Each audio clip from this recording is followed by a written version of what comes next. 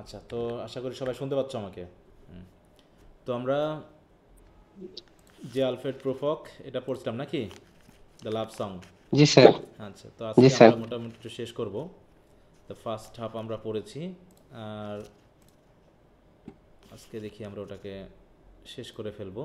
আমরা কত ইয়া পর্যন্ত পড়েছিলাম, লাইন স্যার 54। ফিফটি তো how four should I presume এই পর্যন্ত। আচ্ছা, তো প্রুফক এখন কোথায় আছে বলো, কোন জায়গায় আছে সে বসে?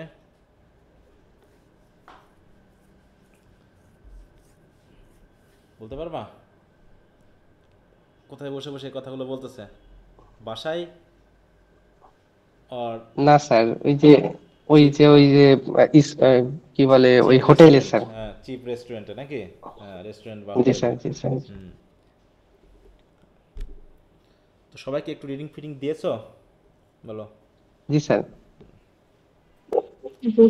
বাকিদের কি অবস্থা? বাকিরা?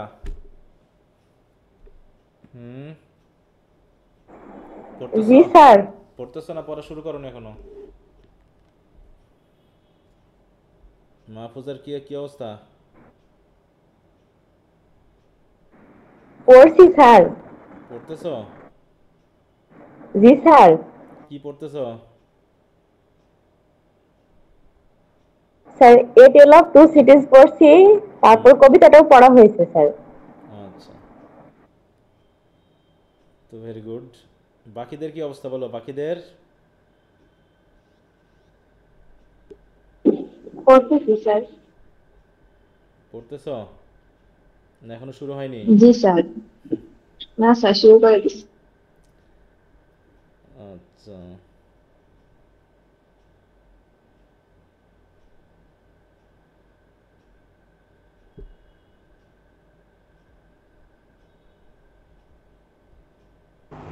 নমস্কার স্যার। নমস্কার। স্যার ওই যে একটা কথা জানার ছিল, আসলে আমি বই কি এতদিন কিনিনি, আমার মা অসুস্থ ছিল তো ইন্ডিয়ায় নিয়ে গেছিল, অপারেশন করালো, ওই জন্য আমার বইটা কিনা হয়নি, আমি এখন কিনবো। আচ্ছা, আমাদের তো ওই যে কন্টিনেন্টাল লিটারেচার এইটা পড়াবে না, এইটা মানে থাক, এইটা তো আমরা কিনবো তাই না? হ্যাঁ যার কলেজে যেটা পড়াচ্ছে। ও আচ্ছা। এখানে দুটার ভিতরে যে কোনো একটা। তোমার কলেজে কি পড়াচ্ছে সেটা। আসসালামু স্যার আলাইকুম স্যার। কলেজের সাথে তো আমি টাচে নেই, আমি তো ওইটা জানি না, দেখি। তাহলে ওটা জেনে নিতে হবে। না জেনে তো নিলে সমস্যা হয়ে যাবে, তাই না? হুম। হ্যাঁ স্যার। ওটা জানতে হবে। স্যার আমাদের কলেজে তো হ্যাঁ বলো। স্যার আমাদের কলেজ তো যেহেতু হচ্ছে যে কন্টিনেন্টাল পড়াবে না বলছে। আর আমি স্যারের সাথে কথা বলছি, তো স্যার তখন বলছে যে তোমরা হচ্ছে যে ওই যে আর যেটা আছে লিঙ্গুইস্টিক্স এর মতন, এটার নাম কি জানি, ইএসটি। তো ওইটা নিতে বলছে, ওইটা নিলে নাকি ভালো হবে সেইটা বলতিছে, কিন্তু আমার মনে হইতেছে আমার কন্টিনেন্টাল নিলে আমার সুবিধা হবে। তো ওইটা তো মানে গল্পের মতো নোবেল আকারে, তো আমি ওইটা হুম। লিখতে পারবো ঠিক মতন। আর ওইটা তো থিওরির মতন, আমার লিখতে একটু কষ্ট হবে, আমার একটু মানে পড়তে হবে অনেক বেশি করে, সবই পড়তে হবে, কিন্তু ওইটা একটু লেখা যাবে ঠিক মতন, আর ওইটা মনে করে অনেক কষ্ট করে লিখতে হবে। তো আপনি বলেন কি করা উচিত? আপনি তো বই কিনছি কন্টিনেন্টাল এটা, তো এখন আপনি বলেন। এটা তো আসলে কি বলবো, তোমার যেহেতু কলেজ ভিত্তিক ক্লাস ক্লাস হওয়া, পরীক্ষা টরীক্ষা নেওয়া, হ্যাঁ কারণ দুটার মধ্যে যে কোনো একটা নিলেই সেই হিসাবে যদি একজনও নেও তাও সেটা সেই অনুসারে প্রশ্ন তোমার কাছে আসবে, ঠিক আছে? হ্যাঁ, এখন তোমার। আর আমি যেটা পড়ে যাব পরীক্ষার হলে গিয়ে, আমি ওই সেই সাবজেক্টের কথাটা বললে প্রশ্ন আমাকে সেটাই দেবে? না না, ওটা রেজিস্ট্রেশনের সময় তোমাকে উল্লেখ করতে হবে, তুমি যখন ফর্ম ফিল আপ করবে না, ওই ফর্ম ফিল আচ্ছা আপের আচ্ছা। সময় তোমার নিশ্চিত করতে হবে যে তুমি আসলে কোনটা নিবা। ঠিক ওই যে ফার্স্ট ইয়ার বা সেকেন্ড ইয়ারে ছিল না বাংলা সাবজেক্টগুলো, তিনটার ভিতরে যে কোনো একটা হ্যাঁ নেওয়া স্যার। লাগতো, ওই রকমই যে যেটা নিবা সেই হিসাবে প্রশ্ন আসবে রেজিস্ট্রেশন করার পর। কিন্তু এখন স্যাররা তোমাকে ইয়া করে না যে তাদের সুবিধার্থে হয়তো বা যে আমরা এটাই পড়াই তাহলে এটাই হোক, এরকম আর কি বিষয়টা থাকে, কিন্তু যে যেটা খুশি নিতে পারে, এটা স্টুডেন্টদের ব্যাপার। এখন বাকিটা কলেজ অনেক সময় দেখা যাচ্ছে ঝামেলা এড়ানোর জন্য এগুলো অনেক সময় ইয়া করে না, বলে যে এটাই নাও এটাই নাও, এখন তোমাদের যেটা খুশি তোমরা নিতে পারো, এটা হচ্ছে ব্যাপার। স্যার হুম স্যার ওই আমি বই কেনার সময় আমি অনলাইনে অর্ডার দিচ্ছিলাম আর কি স্যার। তো তারা আমাকে ক্রিটিসিজমের একটা টিএসসি লিটারেচার একটা বই আছে না, দ্য মেটাফিজিক্যাল পোয়েট্রি। হ্যাঁ মেটেরিয়াল পয়েন্ট। স্যার ওটা আমাকে স্যার হ্যাঁ মেটাফিজিক্যাল পোয়েট স্যার ওটা আমাকে দেয়নি আর কি। তো আমি তাদের পরে ইনফর্ম করলাম, তারা বললো যে এই বইটা নাকি নাই, এটা কি হয় না। হবে না কেন? স্যার এটা আমি পাইনি। ওটা আমিও পাই নাই। স্যার আমাকে তারা বলছে যে, আমি তো সরাসরি ফ্রেন্ডস থেকে নিছিলাম, হুম তো তারা বলছে যে এটা মানে বাংলাদেশে অ্যাভেলেবল না, আপনি পিডিএফ থেকে পড়তে। তো আমি জিজ্ঞেস করলাম যে আমরা পড়বো কোত্থেকে তাহলে, তো আপনি বলে যে পিডিএফ থেকে পড়তে পারেন। তো আমি বলছি আমাদের টিচার তো এরকম কোনো কিছু আমাদের বলেনি। তারপর বলে যে তো আপনি আপনার টিচারকেও জিজ্ঞেস করে দেখতে পারেন যে এই বইটা বাংলাদেশে অ্যাভেলেবল না, ওটা আছে আমাদের পাওয়া যায় না। কলেজে আছে, আমার কাছেও আছে, কিন্তু এখন পাওয়া যায় না কেন সেটা তো বলা মুশকিল। হ্যাঁ স্যার উনি বলছে যে ওনারাই তো বুক বলে যে আমরাই তো বুক সাপ্লাই করি, এটা মানে হয়ই না। আচ্ছা, না হলে বই পাওয়া যায় বলে? এমনি তো ইয়া বই আছে তো। স্যার এটাই তো আমি আশ্চর্য হয়ে গেছি, তো আমি কি বলবো আসলে বুঝতে পারিনি। তা উনি বলছে যে আপনি আপনার কোনো ক্লাসমেট কোনো ইয়া যে কাউকে জিজ্ঞেস করবেন, কেউই বলবে যে এই বইটা তারা পাবে না, কারণ আমরা এই বইটা সাপ্লাই করিই না। হ্যাঁ হ্যাঁ, এটাই এখন আমার তো ওটা জানা নেই এখন কি অবস্থা। আমাদের তো বই যেহেতু কলেজে আছে ওখান থেকে আমরা ব্যবহার করি। তা আমি এখন এর জন্য জিজ্ঞেস মার্কেটে। করছিলাম আর কি, স্যার যারা বই কিনেছে আমাদের হুম এখানে গ্রুপে, হুম তারা হুম কেউ এই বইটা পেয়েছে কিনা, হুম হুম। এটা যদি আপনি জিজ্ঞেস আচ্ছা করতে তাইলে সমস্যা নেই, আর কি। ম্যানেজ হয়ে যাবে, অত টেনশন নিও না। হয় পিডিএফ হবে, নাই যেভাবে একটা ম্যানেজ তো করা যাবে নাকি, টেনশন নিও না। পড়াবো না যখন স্যার তখন বাট স্যার পড়াবো। আমি আমি সব ফ্রেন্ডস থেকে একবারে অর্ডার করেছিলাম, তো আমাদেরও ওই বইটা বলছে অ্যাভেলেবল না। হ্যাঁ এখন যেহেতু তাদের কাছে, ওই তো বললাম যে আমাদের জাতীয় বিশ্ববিদ্যালয়ের বই বিশেষ করে ইংলিশের ক্ষেত্রে তো পাওয়া মুশকিল। ওরা এখন মার্কেট নিয়ন্ত্রণ করে, যে যেভাবে চলে সেভাবে ওরা হয়তো ওটাকে আগে।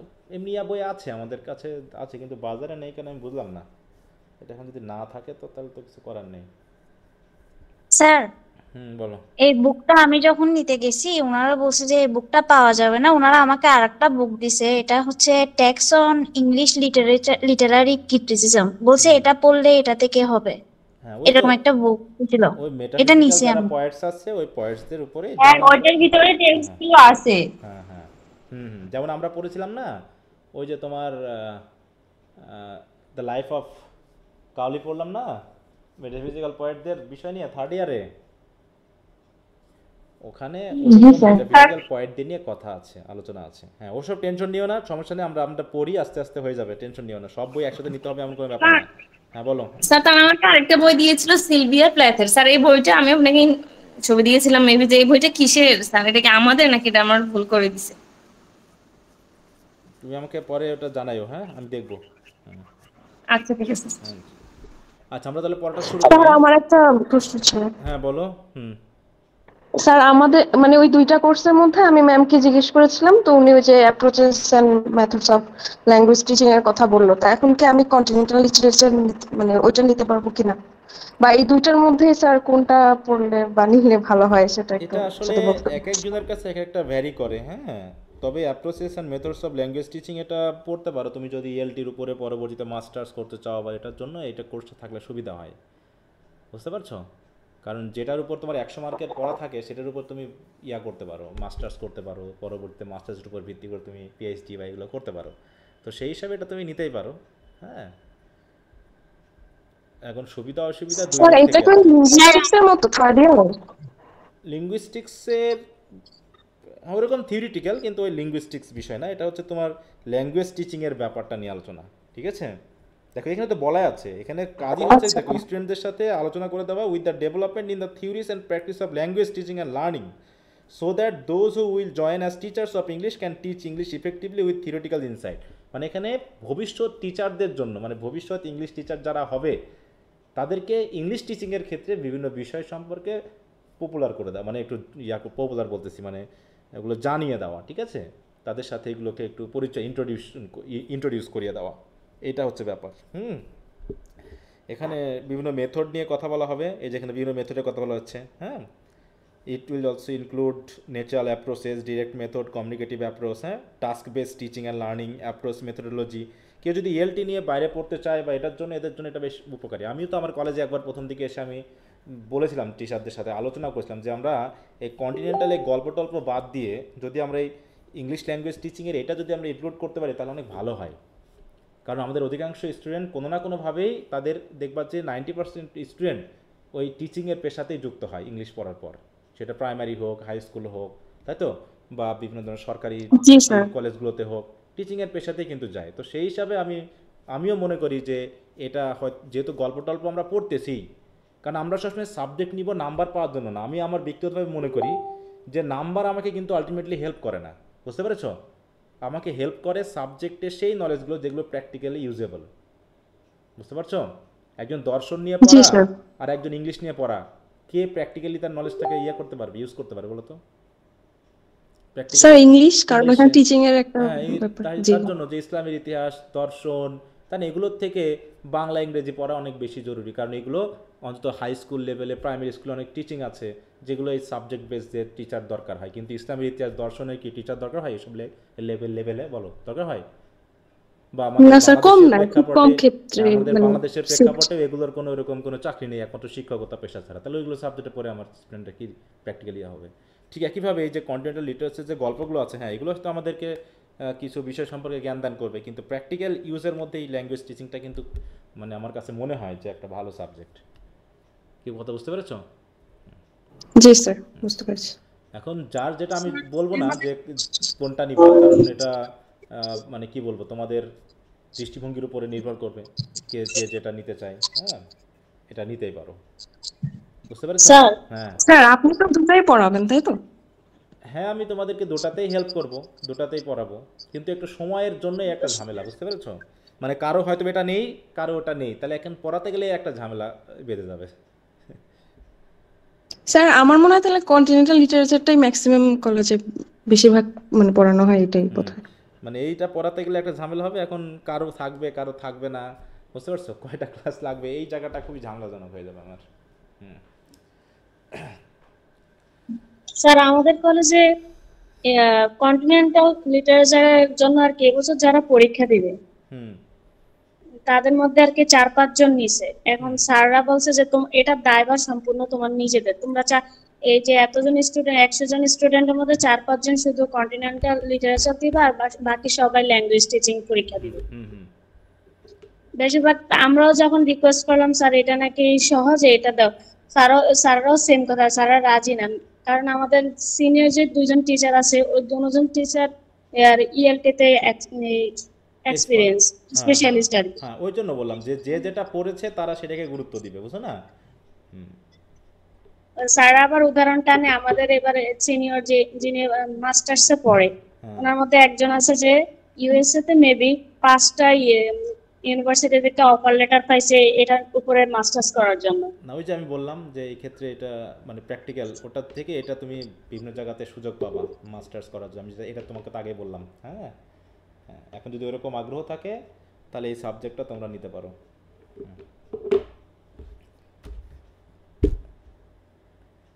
আচ্ছা, তো সিদ্ধান্ত নাও, সমস্যা নেই, তবে দ্রুত সিদ্ধান্ত নিয়ে সেই হিসাবে পড়তে শুরু করে দাও।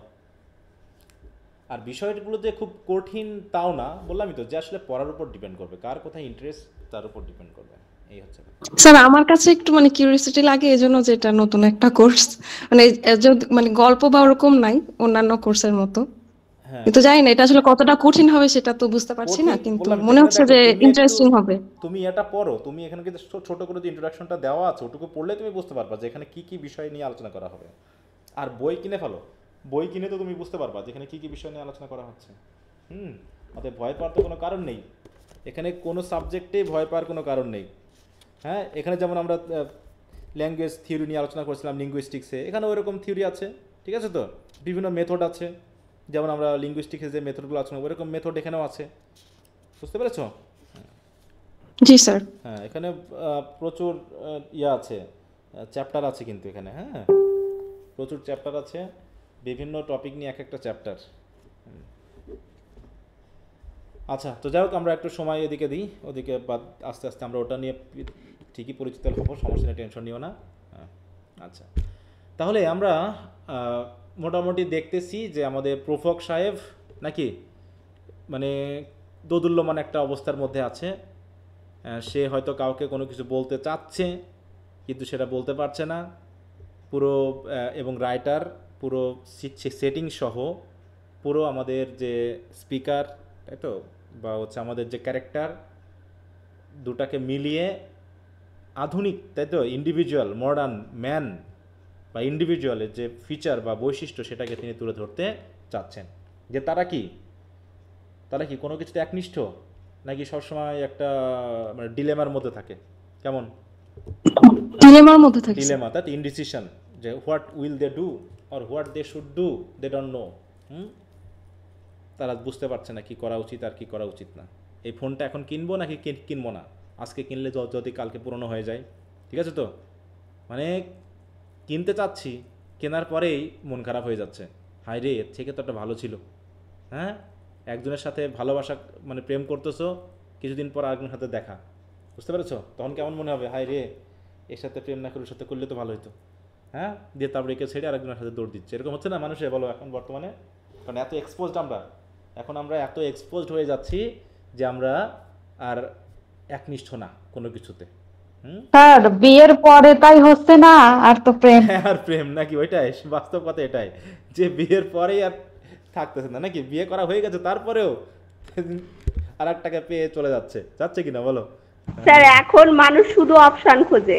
হ্যাঁ হ্যাঁ হ্যাঁ, অপশন খোঁজে না, কিন্তু অপশন নিয়েও তো সন্তুষ্ট না, যে অপশনটা বাছাই করব তার বিপরীত অপশনটাই তো ভালো লাগছিল মনে হবে।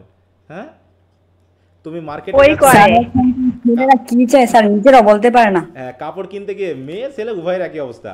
মেয়েরা কাপড় কিনতে গিয়ে তুমি যেটা কিনবা ওইটা বাদ দিয়ে বাকি সব সুন্দর, বুঝতে পেরেছো? এইটা আমার মা করে, কিনে নিয়ে আসার পরে পছন্দ করে না। তো ওইরকম কোনো মেয়েকে যদি বাজারে বা মার্কেটে নিয়ে যাওয়া হয় তাহলে বলতে হবে কোনটা সুন্দর, যদি বলে তুমি যেটা কিনবা ওইটা বাদ দিয়ে বাকি সব সুন্দর, কিন্তু বুঝতে পারছো? অতএব এখন কিনো না, কিনলেই কিন্তু তোমারটা অসুন্দর হয়ে যাবে। তার মানে দোকানে যেটা থাকবে সেটাই সুন্দর, বাড়িতে নিয়ে আসার সাথে সাথে তুমি যেটা পছন্দ করছিলে সেটা অসুন্দর হয়ে যাবে।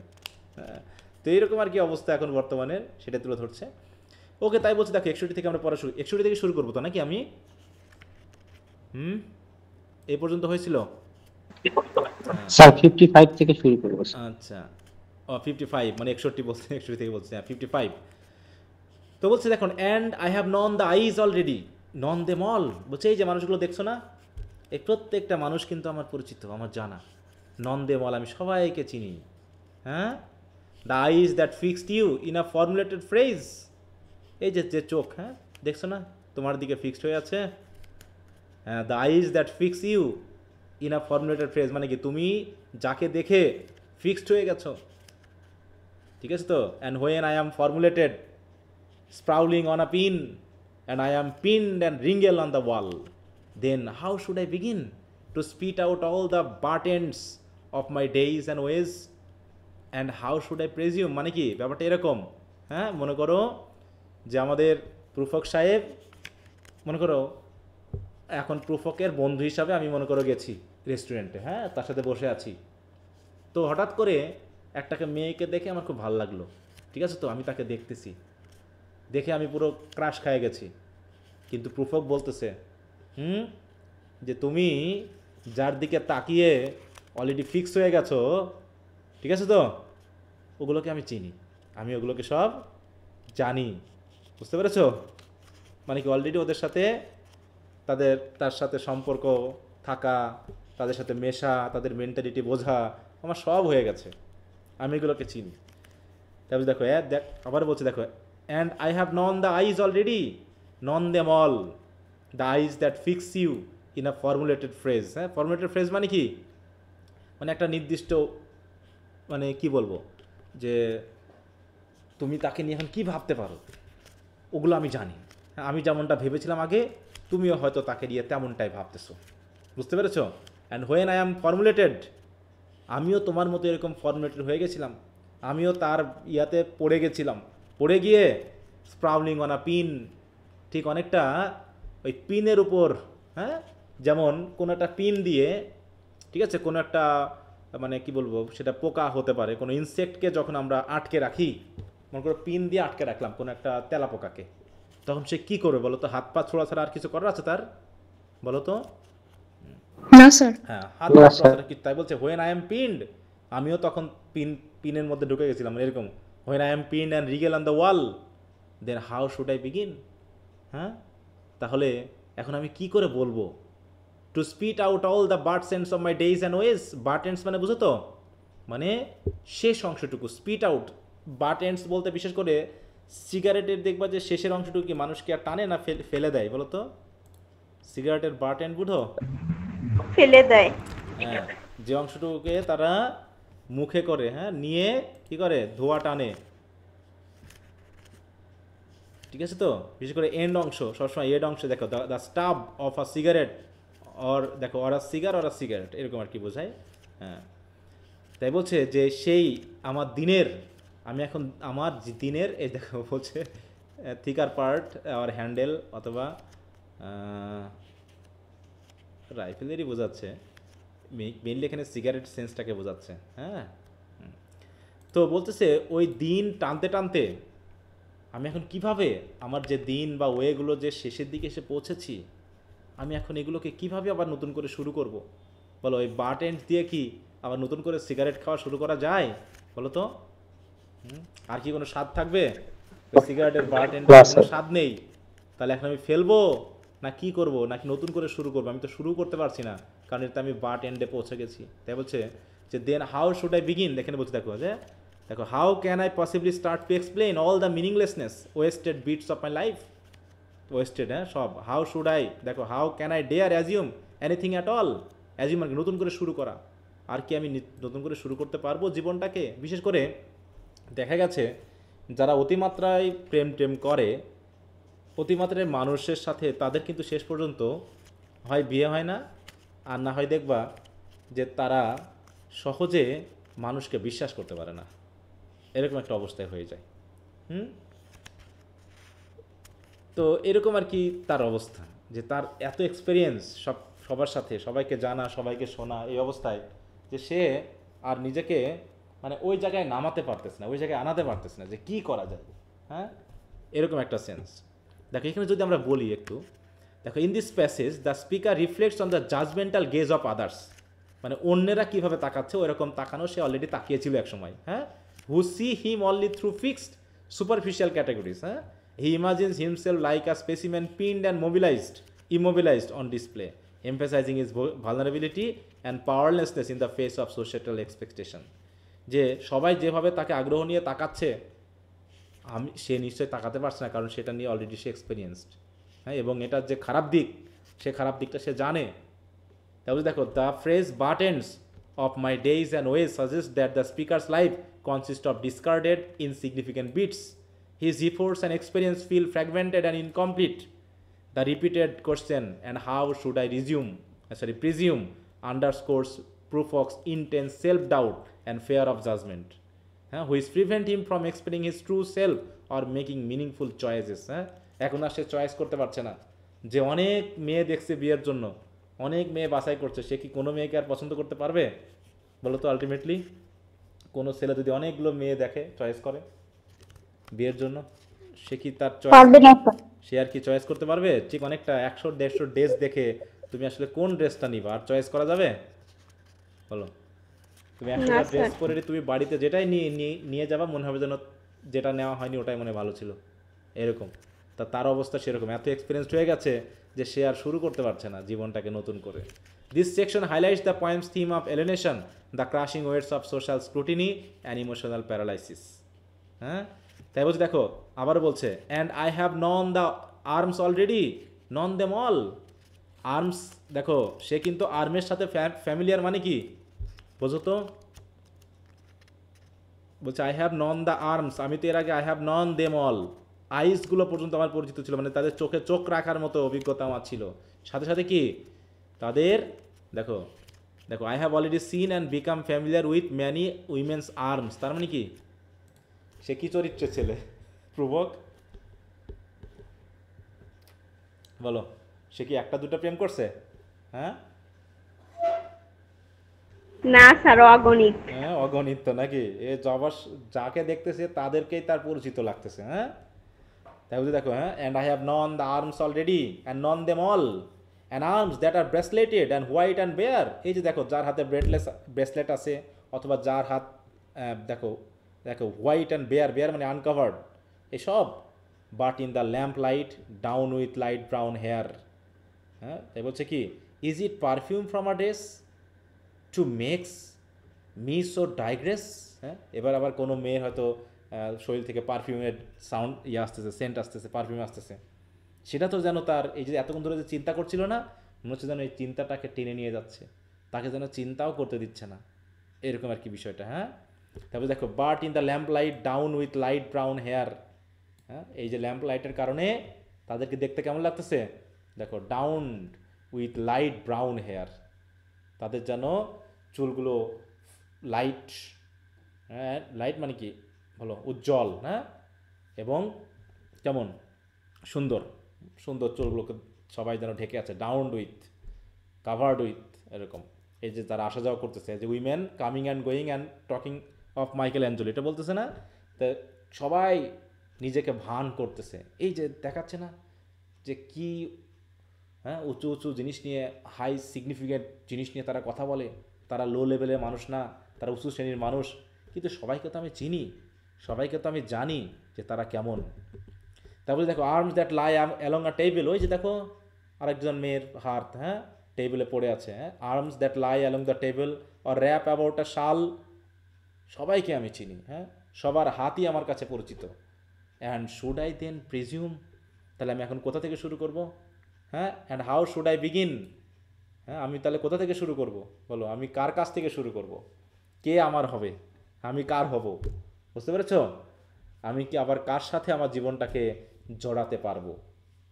মানে দেখাচ্ছে যে এত বেশি এক্সপেরিয়েন্স সে, কাউকে আর তার বিশ্বাস হচ্ছে না, কাউকে আর সে গ্রহণ করতে পারছে না। কি কথা বুঝতে পেরেছো কি বলতে যাচ্ছে? দেখেন হচ্ছে কি যে in the speaker focus on physical presence of women's arm a symbol of intimacy and social interaction, যে সবার সাথে পরিচিত ছিল। He notices both their beauty and small and imperfect detail like the fine hair seen in lamp light, which highlight his intense and almost anxious observation. The mention of perfume suggests that sensory details trigger his distraction and wandering thoughts. তাহলে সে যে গভীর চিন্তায় ছিল, হঠাৎ করে তার থটটাকে যেন বাধা সৃষ্টি করতেছে। Showing how easily he is overwhelmed by his surroundings and feelings. The repeated question how দেখো should I then presume and how should I begin, এটা মানে কি এখনও সে হেজিটেন্ট, হ্যাঁ, হচ্ছে reveal his hesitation and fear of দেখো initiating connection of intimacy. He is overwhelmed by self-consciousness or uncertainty, unable to act despite his awareness of women around him. তার চারপাশে এত উইমেন, হ্যাঁ, কিন্তু তারপরেও সে কারোর সাথে তার জীবনটাকে হয়তো শুরু করতে পারছে না। দিস লাইন ফার্দার দেখো develop the poem's theme of social anxiety, paralysis and the tension between desire and fear. তারপরে দেখো Prufrock's agony over addressing the women at the centre of the poem is evident here. He knows that she exist, he knows who she is, and he think of her in terms of arms and eyes and bracelet, but he can not approach her. হ্যাঁ, যে সবাইকে সে দেখছে, জানে, পরিচিত, কিন্তু তারপরে সে তাদের কাছে যেতে পারছে না। কিন্তু সাথে যে আছে তার ফ্রেন্ড, সে তো অলরেডি তার দিকে তাকায় ফিক্সড হয়ে গেছে, হ্যাঁ, সে তার দিকে তাকায় অলরেডি ফিদা হয়ে গেছে। কিন্তু আমাদের প্রুফক কেন পারছে না বলো, কেন তার দিকে সে এত ভালো দৃষ্টি নিয়ে তাকাতে পারছে না, কিসের কারণে? বলো তো। কারণ সে সবাইকে চিনে স্যার, জানে সবারই হয়তো পূর্ব অভিজ্ঞতা আছে, হ্যাঁ, পূর্ব পরিচিতি আছে। হ্যাঁ, অনেক সময় এরকম হয় না যে একটা জিনিস ভাবো, এমন হয় না যে আমরা অনেক সময় মানে এই জায়গায় কিন্তু একটা সুন্দর বিষয় তুলে ধরতে চাচ্ছে যে এটা আসলে কেমন। যতক্ষণ পর্যন্ত তুমি একজনের বিষয় সম্পর্কে অপরিচিত, ততক্ষণ পর্যন্ত সে তোমার কাছে একটা নতুন কিছু আবিষ্কার করার মতো। জাস্ট পরিচিত হয়ে গেল, তারপর যদি ইন্টারেস্ট তোমার শেষ হয়ে গেল, ব্যাপারটা এরকম। হ্যাঁ, এখানেও ঠিক সেই সেন্সটা কিন্তু বোঝাতে চাচ্ছে যে এই যে এত উইমেন এদিক ওদিক যাওয়া আসা করতেছে, আমি সবাইকে চিনি। তুমি যেমন সবাইকে দেখে আশ্চর্য হচ্ছ কোনো সুন্দরী কাউকে দেখে, কিন্তু আমি তো হচ্ছি না কেন? কারণ আমি অলরেডি ফ্যামিলিয়ার, এবং আমি জানি তারা কে এবং কেমন। এই রকম পরিচিতি মানুষকে কি তার জীবনে আরও বেশি কি স্বাভাবিক করে না অস্বাভাবিক করে তোলে বলো তো? জীবনটাকে অস্বাভাবিক করে তোলে।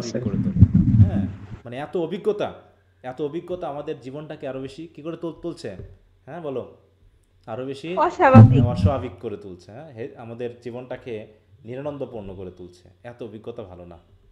মানুষ যত বেশি এক্সপিরিয়েন্স হচ্ছে, মানুষ যত বেশি অভিজ্ঞতা সম্পন্ন হচ্ছে, যত বেশি জ্ঞানী হচ্ছে, যত বেশি জানছে তত বেশি তার জীবন হতাশাপূর্ণ হচ্ছে বেশি। বুঝতে পেরেছ? ফেসবুকের হতাশার সবচেয়ে বড় কারণ কোনটা জানো? ফেসবুক মানুষকে খুব হতাশ করে। কোন জায়গা থেকে কেউ বলতে পারবা? স্যার মানুষ তার জীবনের ভালো দিকগুলো তুলে ধরে, বেশিরভাগ মানুষই এইগুলো অন্যরা দেখে, দেখে হতাশ হয়। হ্যাঁ, হতাশ হয়। ইয়েস, এইটাই সবচেয়ে বড় কারণ, যে হঠাৎ করে কাউকে দেখতেছে সেটা করে ফেললো আর অমনি তোমার মন খারাপ হয়ে গেল, হায় রে আমি পারলাম না, আমি পারছি না, হ্যাঁ এরকম হবে না, এতে তোমাকে কিন্তু মেন্টালি ডিপ্রেসড করে ফেলতেছে। হ্যাঁ, যেটা আমি হয়তো ওখানকার বললাম না, যে একজন মনে করো জ্ঞানী ব্যক্তি, তার সে ফেসবুকের কারণে আমার কাছে এত ফ্যামিলিয়ার হয়ে গেল যে তাকে আমি খুবই আমার পর্যায়ের মনে করে ফেলতেছি, এবং সে যেটা পারতেছে মনে হচ্ছে যে আমারও যেন পারা উচিত ছিল বা আমিও যেন পারতাম। ঠিক আছে, কিন্তু আসলে তুমি তার ধারে কাছেও না হয়তো বা, কিন্তু তুমি ভাবতেছো তার পোস্টে গিয়ে কমেন্ট করতেছো, আজে বাজে কথা বলতেছো, তুমি মনে করছো সে যেন একদম মানে যে সে একটা জিনিস, জাতা মাতা একটা জিনিস, এরকম আর কি বিষয়টা। দিয়ে তুমি হতাশ, কিন্তু তুমি তো তার মতো না, তুমি তো পারবে না কখনো তার জায়গায় যেতে, কিন্তু তুমি ভাবতেছো যে তুমি পারতা। কিন্তু এই জায়গাটা আগে ছিল না। আগে যেমন নায়ক নায়িকাদের বা যারা সুপারস্টার ছিল বা যারা খেলোয়াড় ছিল তাদের সাথে কি আমাদের ইন্টিমেসিটা কিন্তু এত ছিল না ফেসবুকের মতো এত। এখন ফেসবুক তো সবাইকে কাছে নিয়ে চলে এসেছে, তখন ওদেরকে নিয়ে এত ঈর্ষাপরায়ণ হওয়া, তাদের নিয়ে গালাগালি করা, তাদের নিয়ে মানে ঈর্ষা বিদ্বেষ ছড়ানো, এটা কিন্তু অত বেশি ছিল না বা ওরকম কোনো উপায়ও ছিল না। কিন্তু এখন কি হচ্ছে বলো? এখন কি মনে হচ্ছে না যেন আমিও যেন তার মতো হয়ে যাচ্ছি, ব্যাপারটা এরকম বলতেছে না? তো এই জায়গাগুলো খুবই খারাপ, যেগুলো মানুষকে মানে খুবই মেন্টালি সিক করতেছে, ঠিক প্রোফকের মতো। তাই বলছে শ্যাল আই সে, হ্যাঁ সরি আমি একটু আসছি, দাঁড়াও।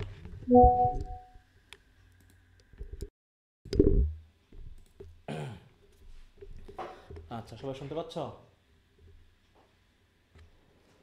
জি স্যার। আচ্ছা, জি স্যার। জি।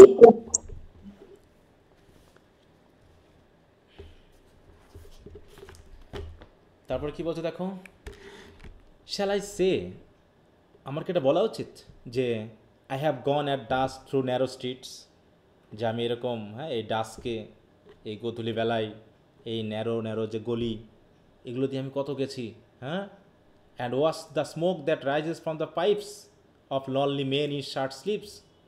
হ্যাঁ দেখো এই যে শার্ট পরে একা একই মানুষগুলো যে পাইপ খাচ্ছে, এই পাইপ থেকে যে ধোঁয়া, সেটা আমি কত দেখছি। দেখো লিনিং আউট অফ উইন্ডোজ, মানে এখানে দেখাচ্ছে যে বিশেষ করে বলছে এই যে আশেপাশের বাড়িগুলো দেখো, এখানকার মানুষগুলোকে আমি দেখছি, তারা কেমন লনলি এখন, তারাও তো একসময় সংসার করেছে নাকি। ব্যাপারটা এরকম, মানে অন্যের জীবন দিয়ে বিবেচনা করে নিজের জীবনটাকে দেখতে গিয়ে পুরো হতাশ। তাই বলছে কি দেখো এই জায়গায় যদি একটু প্যারাফ্রেজটা দেখো, যে should I describe my life like this, হ্যাঁ, যে that I have wandered through narrow streets in the evening, watching the smoke curl up from the pipes of lonely, tired men in rolled up sleeves, leaning silently out of their windows. যে এদের যা জীবন, আমারও কি জীবন এরকম হবে? তাহলে এই জীবনটা কি সহ্য করতে পারবো? ব্যাপারটা এরকম, মানে হতাশার জায়গা, মানে অন্যের হতাশা দেখে নিজের হতাশার পরিমাণ বেড়ে যাওয়া। বলছি in this line the speaker reflects on his solitary wandering during the evening, the imagery of narrow streets, lonely men creates a sense of isolation and quiet observation of everyday and ordinary life. The men smoking pipes in relaxed, informal attire emphasize a mundane, perhaps even stagnant and urban atmosphere. This line suggests that the speaker's detachment from others and his role as a passive observer rather than an active participant in life. Then shall I say, মানে shall I say আমার কি এটা বলা উচিত, আমি কি এটা বলবো যে আমি এরকমটা করতাম, এটা দেখছি, দেখে কি হচ্ছে, reveals his hesitation to share and express these experiences, constant with the poem's theme of self-doubt and social alienation. দেখো একই কথা, কি হলো?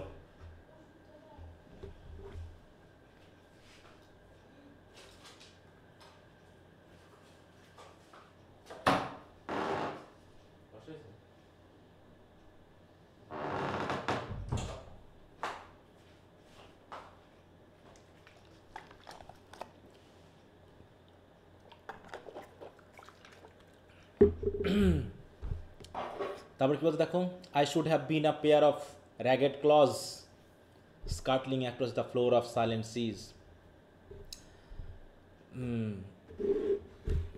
মানে বিভিন্ন ইমেজ এখানে নিয়ে আসতেছে, বিভিন্ন ইমেজ। হ্যাঁ, মনে করে একটা, মানে এখানে কি বলছে দেখো, I should have been a pair of ragged claws scuttling across the floor of silent C.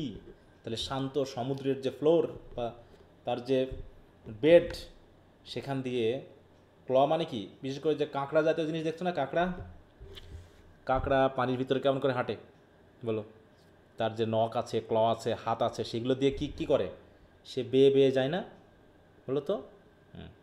তাই বলতেছে যে বৃদ্ধ হলে এমন অবস্থা হবে না মানুষের, বৃদ্ধ অবস্থায় মানুষ কেমন করে চলে বলো তো, সুস্থভাবে চলতে পারে? না স্যার, লাঠি নিয়ে।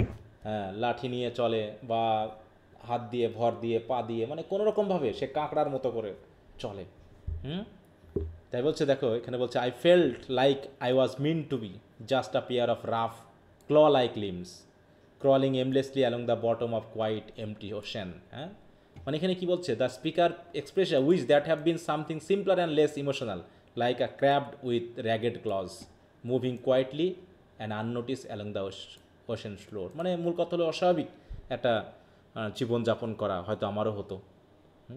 মানে এরকম যেন ফিল তার আসতেছে, এক ধরনের ফিলিং যেন সে কাজ করছে। তাই বলে দেখো, the image of ragged claws scuttling across the sea floor symbolize the retreat from complex painful and human world into something more primitive and instinctive. মানে কি, সে এই যে বর্তমান যে পৃথিবীতে থাকা, এটা যেন তার মানুষ হিসাবে ভালো লাগছে না, যেন ওইরকম হলে পারে একা একই সাইলেন্ট সি এর মধ্যে থাকতে পারতাম। সেখানেই এত হতাশা, এত মানে কি বলবো, বিচ্ছেদ, এগুলো তো থাকতো না। তারপর the crab move silently avoiding attention and deep emotional involvement Prufrock feels overwhelmed by his insecurities and indecision and social anxieties. So he imagines being a creature that does not have to face such internal struggles. হ্যাঁ, যে এই এত কিছু যে feel করতেছি, এত হতাশা, এগুলো তো আমাকে তাহলে ফিল করতে হতো না। Just moving mechanically and unnoticed, it reflects his deep sense of alienation and desire to escape the paralysis of his own thoughts. দেখো, কবিতাগুলো কিন্তু একটু মানে কি থট প্রভোকিং যেটা বলা হয়, সিম্পলি কিন্তু বোঝা মুশকিল। কবিতাটা একই কথা বারবার আসতেছে না বলো তো, একই সেন্স বোঝাচ্ছে না বারবার। দেখো, বিষয়টা কিন্তু একই ধরনের, একই সেন্স বারবার বলতেছে নাকি? হ্যাঁ, তো এই জাতীয় কবিতাগুলো ওই গল্প কাহিনীর মতো না কিন্তু। হ্যাঁ, এই জন্য একটু বেশি বেশি করে পড়ে বিষয়গুলোকে অনুধাবন করতে হবে। হ্যাঁ, বললাম তো, যত উপরে উঠবা বা যাচ্ছ, কবিতা কিন্তু তার যে অ্যাবস্ট্রাক্টনেসটা বেশি আসতেছে চলে।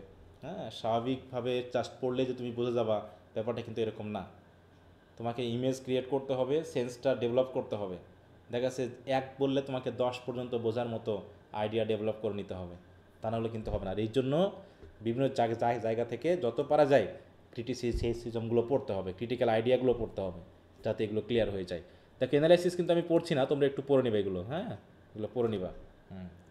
তারপর দেখো যে and the afternoon the evening sleep so peacefully.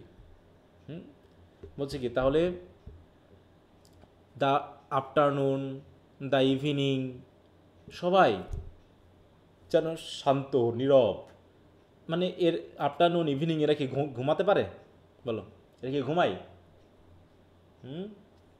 নাকি জাস্ট এদের নীরবতা বা শান্ত পরিবেশ বোঝাতে এই কথাটা বলা হয়েছে? এই ঘুমানো মানে শান্ত পরিবেশ। তারপরে the afternoon the evening sleep so peacefully smooth by long fingers. হ্যাঁ, স্মুথ বাই লং ফিঙ্গার্স কেমনভাবে? যেমন মনে করো মায়েরা বিশেষ করে সন্তানের মাথায় হাত বুলিয়ে দেয় না, হাত বুলিয়ে দিলে আস্তে আস্তে আস্তে আস্তে বাচ্চারা কি ঘুমিয়ে পড়ে না শান্তিপূর্ণভাবে? ওরকমভাবে যেন মর্নিং, আফটারনুন, ইভিনিংয়ের মাথায় যেন কেউ হাত বুলিয়ে দিয়েছে, আর ওরা যেন শান্তভাবে পড়ে আছে, ঘুমাচ্ছে। শান্ত নীরবতা, যেন কোনো দিকে ভ্রুক্ষেপ নাই, কার কী হচ্ছে। হ্যাঁ, যেমন করে কি asleep tired or it malingers. Malingers মানে কি? ম্যালিঙ্গার্স মানে হচ্ছে টায়ার্ড বা অ্যাজ লিভ ফিল করা, কারো আদর নেওয়া। যেমন অনেক সময় এরকমটা আমার খুব হতো ছোটোবেলায়, ওই কান পরিষ্কার করা, বুঝতে পারছো? মায়ের কোলে শুয়ে কান পরিষ্কার করার মধ্যে একটা আনন্দ লাগতো। হ্যাঁ, তো কানে ময়লা থাকুক আর না থাকুক, আরে শুয়ে পড়তাম, যদি বলতে কানে যেমন কেমন করতেছে, তো কানটা পরিষ্কার করে দাও দেখি। হ্যাঁ, ওই কান পরিষ্কার করতে গিয়ে যে সুর মানে দেওয়া হতো, হাত বুলিয়ে দেওয়া, এগুলো খুব ভালো লাগতো।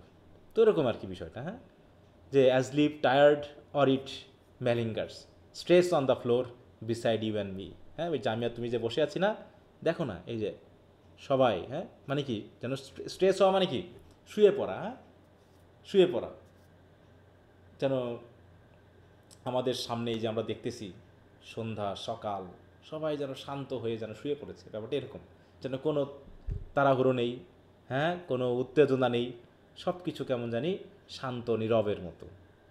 তারপরে দেখো এইটা স্ট্রেস কারা শুয়ে পড়েছে এই আফটারনুন এবং ইভিনিংকে কিন্তু পার্সনিফাই করে তিনি যেন বলার চেষ্টা করছেন। এরা যেন কারো আদরে অ্যাজলিপ এবং টায়ার্ড হয়ে, অথবা টায়ার্ড বা অ্যাজলিপ হওয়ার ভান করে তারা যেন ফ্লোরে শুয়ে পড়েছে। হ্যাঁ, here beside you and me should I after tea and cakes and ices. তাহলে এখন এই যে চা, কেক, আইস খাওয়ার পর have the strength to force the moment to its crisis. তাহলে এখন এই যে শান্ত অবস্থাটাকে আমি কেন নষ্ট করবো বলো তো? এখন কিছু বলে, ঠিক আছে, কাউকে কিছু বলতে গিয়ে এখন যদি এই শান্ত সন্ধ্যাটা নষ্ট হয়, এটা কি এখন আমার করা উচিত, করা হবে? Should I have the strength, তাহলে দেখো should I have the strength to force the moment to its crisis. তাহলে যে মোমেন্টটা এত শান্ত, যে মোমেন্টটা এত নীরব, সেই মোমেন্টটাকে ক্রাইসিসে ফেলার কী দরকার আছে বলো তো? মানে এমন কথা যে আমি হয়তো কিছু এখন কাউকে বলতে চাচ্ছি, আমার সন্দেহ কাজ করছে যে হঠাৎ করে যদি আমার মনটা খারাপ হয়ে যায়, আমি যে তাকে কিছু বলতে চেয়েছিলাম সে যদি ওই কথাটা গ্রহণ না করে, ঠিক অনেকটা ওই সে প্রেমের অফার দেওয়ার মতো। যে আমি তো একজনকে, একটা লেডিকে আমি অফার করতে এসেছি, আমি তাকে অফার করব, এখন যে আমার মনটা ভালো আছে, আমি যে এত সুন্দর করে ঘুরছি, এখন যদি সে স্ট্রেট ফরওয়ার্ড না করে দেয়, তাহলে কেমন হবে? তখন কি আমার মন ভালো থাকবে? থাকবে না তো। তাহলে তাই বলছে, but though I have wept and ফাস্টেড, দেখো অ্যান্ড ওয়েভড অ্যান্ড প্রেইড, যদিও মনে মনে আমি অনেক কান্না করেছি, আমি রোজা রেখেছি। অনেক আছে না যে রোজা রেখে নামাজ পড়ে মনের কথা আল্লাহকে বা সৃষ্টিকর্তাকে বলে, মনে করে যে এটা পূরণ হবে। আমরা করি না এরকম বিশ্বাসে? তো এরকম আমি তো এরকম করেছি কত। হ্যাঁ, দেখো বলছে, but though I have wept and fasted, wept and prayed, though I have seen my head, তারপরেও দেখো আমি প্রার্থনা করেছি, আমি কান্না করেছি, কিন্তু সাথে সাথে তো আমি আমার মাথাটাও দেখছি, গ্রোন স্লাইটলি বার্ড, আমার মাথাও তো আস্তে আস্তে টাক হয়ে যাচ্ছে। হ্যাঁ, ব্রট ইন আপন আ প্ল্যাটার, এইখানে একটা কথা বলা হলো, এখানে কিছু অ্যালিশন আছে। হ্যাঁ, এখানে অ্যালিশনটা হচ্ছে, দেখো এই জায়গায় যদি আমরা একটু দেখি,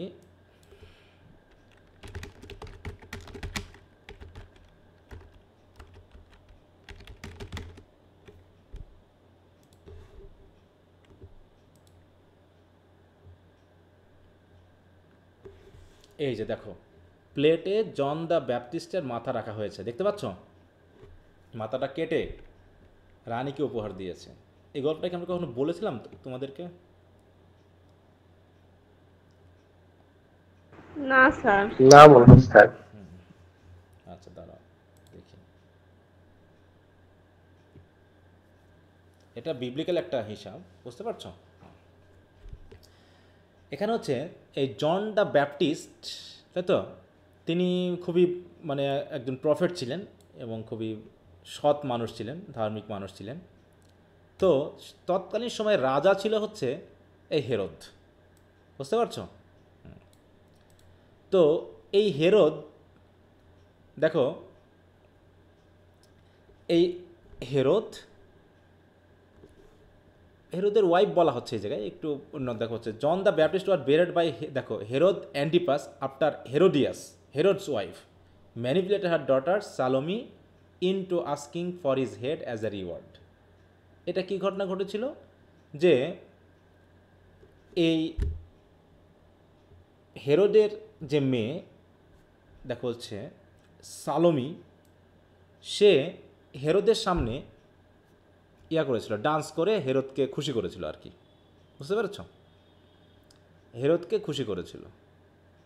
এখন এই হেরোদের যে ওয়াইফ, এই হেরোদের ওয়াইফের সম্পর্ক ছিল আরেকজনের সাথে। তো সেই জিনিসটা এই জন দ্য ব্যাপটিস্ট পছন্দ করতো না।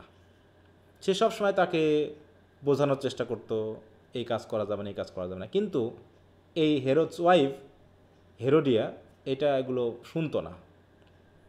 তো একদিন হয়েছে কি, এই যে হেরোদের মেয়ে রাজদরবারে সবার সামনে ডান্স করে বেশ রাজাসহ সবাইকে খুশি করেছে। এখন এই রাজা কি করছে, রাজা এখন ওই মেয়েকে বলেছে যে তোমার ডান্সে আমি খুবই খুশি, মুগ্ধ হয়েছি, এখন তুমি কি চাও আমার কাছ থেকে। এখন ওই মেয়ে তো ছোট, সে বলছে দাঁড়ান আমি আমার মায়ের কাছ থেকে ঘুরে আসি, মাকে জিজ্ঞাসা করে আসি যে আমি কি চাইবো তো আপনার কাছ থেকে। তো মার কাছে গেছে, ওর মা দেখতেছে এই একটা সুযোগ, হেরোদকে কিন্তু অলরেডি জেলে ভর্তি করা হয়েছে, জেলে রাখা হয়েছে, তাই তো, বন্দি করে রাখা হয়েছে। তখন ওই হেরোদিয়া তার মেয়েকে শিখিয়ে দিয়েছে, যাও তুমি তোমার বাবার কাছ থেকে ওই জন দ্য ব্যাপটিস্টের মাথাটা চেয়ে নিয়ে আসো, ঠিক আছে, মাথাটা চেয়ে নিয়ে আসো, তুমি মাথা চাইবে, তাহলে নিশ্চয় রাজা না করতে পারবে না। তখন রাজা কি করছে, যখন মেয়ে রাজার কাছে চাইলো তখন কি করা হলো, ওই হেরোদের মাথাটা কেটে, দেখো এইভাবে কেটে রানীর কাছে এই যে উপহার হিসাবে দেওয়া হলো। এই কথা বুঝতে পেরেছ? এই যে এটা দেখানো হলো, হ্যাঁ এই যে এটা, এই যে মাথাটা কেটে দেওয়া হয়েছে। আচ্ছা যাই হোক, তো এখানে সেটাই বলা হচ্ছে, দেখো দো I have seen my head, বলছে যে একজনের মাথা কেটে নিয়ে গিয়ে, তাই তো, প্লেটে করে যেমন করে রানীকে দেখানো হলো মাথাটা কেমন। আমিও যদি বা আয়না ছাড়া আমি আমার মাথাকে দেখতে পাই না, আমার মাথায় টাক পড়ে গেছে, কিন্তু মনে হচ্ছে যেন আমার মাথাটা কেটে যেন আমার সামনে এনে প্লেটে দেখানো হচ্ছে, এবং আমি আমার মাথাটা দেখেছি যে কতখানি মাথায় টাক পড়ে গেছে, মানে আমি বয়স হয়ে গেছে আমার, তাই তো, এই বয়সে আমার মাথা কি কেউ চাইবে বলো, আমার মাথা কি কেউ চাইবে এরকম করে? মানে এখানে মাথা চাওয়া মানে বুঝতে পেরেছো তো, মানে আমাকে কি কেউ পছন্দ করবে, আমাকে কি কেউ গ্রহণ করবে? হ্যাঁ, নিশ্চয়ই গ্রহণ করবে না। আই অ্যাম নো প্রফেট, কারণ আমি তো প্রফেটও না, and here is no great matter, অথবা আমার সাথে কোনো বড় কিছু যায়ও না, তাহলে আমার এই মাথার তো কোনো মূল্যই নেই। হ্যাঁ, I have seen the moment of my greatness flicker, আমার গ্রেটনেসের যে মুহূর্তগুলো ছিল সেগুলো আস্তে আস্তে আস্তে আস্তে শেষ হয়ে যেতে আমি দেখেছি, মানে ফ্লিকার মানে কি, মোমের মতো গলে যেতে দেখছি। And I have seen the eternal footman hold my coat and snicker. এই ইটার্নাল ফুটম্যান মানে বুঝো তো কাকে বোঝানো হচ্ছে? ইটার্নাল ফুটম্যানের মৃত্যু। দেখো, and I have seen the eternal footman hold my coat and snicker, ঠিক আছে তো, যেন আমার কোট ধরে আছে, হ্যাঁ, এবং আমার স্নিকার ধরে আছে। And in short I was afraid, এবং আমি যেন বুঝতে পেরেছি যে আমার আর সময় নেই, খুব শীঘ্রই আমি পৃথিবী থেকে চলে যাব, তো মৃত্যু আমাকে খুব শীঘ্রই নিয়ে চলে যাবে।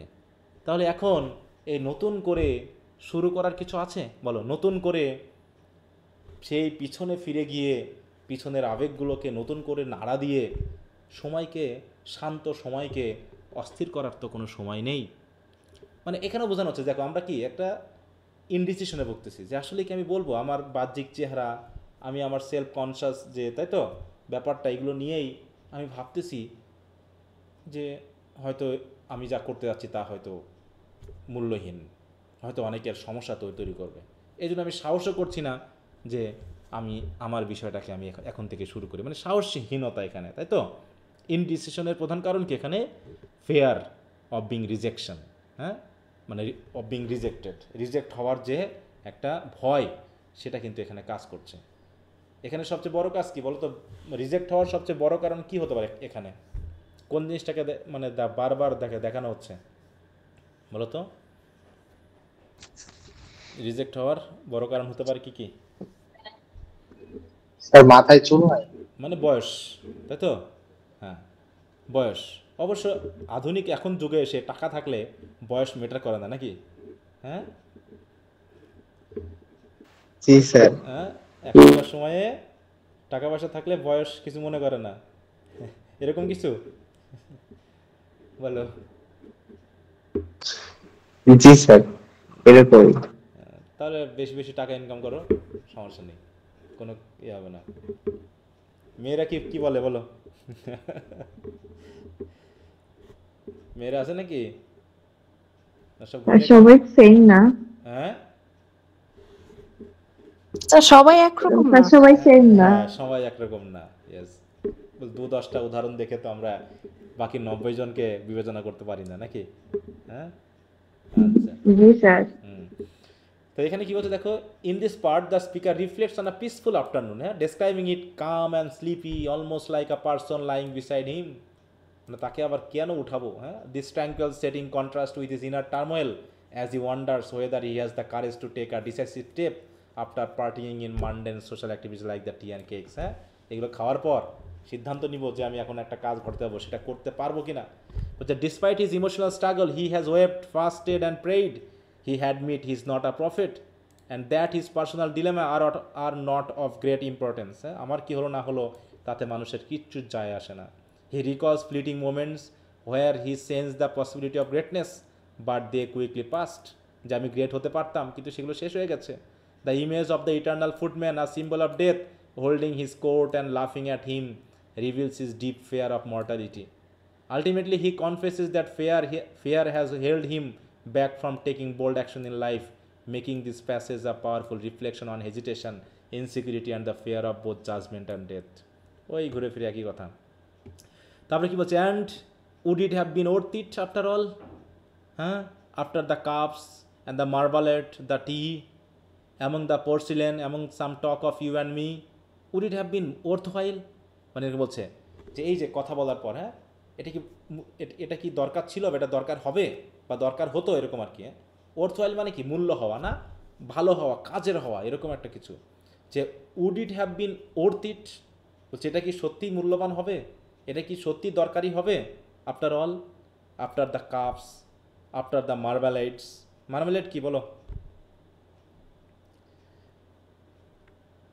মার্বেলাইট কি বলো তো? মামলেট বুঝো? মামলেট বলে অনেকে, হ্যাঁ, মার্মালেড। হ্যাঁ,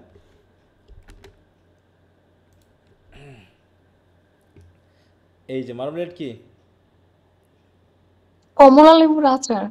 হ্যাঁ, দেখো বিভিন্ন ধরনের টিয়া দিয়ে, সুগার টুগার দিয়ে যে আচার তৈরি করে সেটা, তাই তো?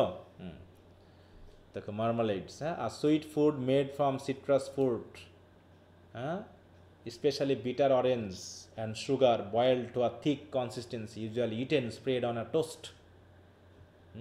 তাই সেটাই বলছে যে এগুলোর পরে, after the cups, the marmalades and the tea, among the porcelain, হ্যাঁ, among some talk of you and me. দেখো মানে কি, এমন একটা জায়গায় বলতেছে যে সব কিছু ঠিকই আছে, তাই না, খাচ্ছি, নাস্তা করতেছি, বসে আছি, সব কিছু কেমন জানি। পোর্সিলেন শব্দটা কেন ইউজ করা হয়েছে? পোর্সিলেন শব্দটা দিয়ে বোঝায় হচ্ছে চীনামাটির ওই পাত্রগুলো। ওই পাত্রগুলো কেমন বলো তো? ওর ওপর কি খুব জোরাজুরি করা যাবে? স্টিলের কাপ, আর একটা হচ্ছে মনে করো একটা স্টিলের প্লেট, আর একটা হলো পোর্সিনেল বা এই জাতীয় প্লেট, মানে চীনামাটির প্লেট। কোনটার সাথে জোরাজুরি করা যাবে? ক্ষতি হওয়ার ভয় কম। হ্যাঁ, স্টিলের প্লেট, তাই তো, স্টিলের প্লেট যেগুলো। তো আমরা যেখানে আছি দেখো, অ্যামং দ্য পোর্সিলেন মানে কি, এখানে বোঝানো হচ্ছে যে সব কিছু কেমন জানি সফট, ক্ষতি হওয়ার সম্ভাবনা বেশি, ভয়, কিনা বলতে গিয়ে কি করে ফেলি, দরকার নাই, চুপ থাকি, ব্যাপারটা এরকম। মানে একটা হেজিটেশন কাজ করছে যে আমি বলবো। ঠিক ওই পোর্সিলেনের মতো তো সব কিছু সফট হতে পারে, যে এক কথা দিয়ে একটা সম্পর্ক পুরো ধ্বংস হয়ে যেতে পারে। তাহলে থাক না, কথাটা বলবোই না, কি দরকার এটা বলার, এটা কি আসলে বলার দরকার ছিল? ব্যাপারটা এরকম। হ্যাঁ, তাই বলছে দেখো যে to have bitten off the matter with a smile. কেন হাসি দিয়ে শেষ করে দিই না ব্যাপারটা, এত হইচই করার তো কোনো দরকার নেই। হ্যাঁ, দেখো to have bitten off the matter with a smile, to have squeeze the universe into a ball, to roll it towards some overwhelming question. বলছে কি দরকার এটা? হ্যাঁ, যে to have squeeze the universe into a ball, মানে পুরো পৃথিবীটাকে, হ্যাঁ, চেপে চুপে একটা বলের মতো তৈরি করার কি দরকার এত করতে যাওয়া? এটা কি সত্যি যদি করি তাহলে এটা কাজের হবে, এটা মূল্যবান হবে তো? To say I am Lazarus coming from the dead, come back to tell you all, I shall tell you all, if one settling a pillow by her head. Should I say that is not what I meant at all? That is not it at.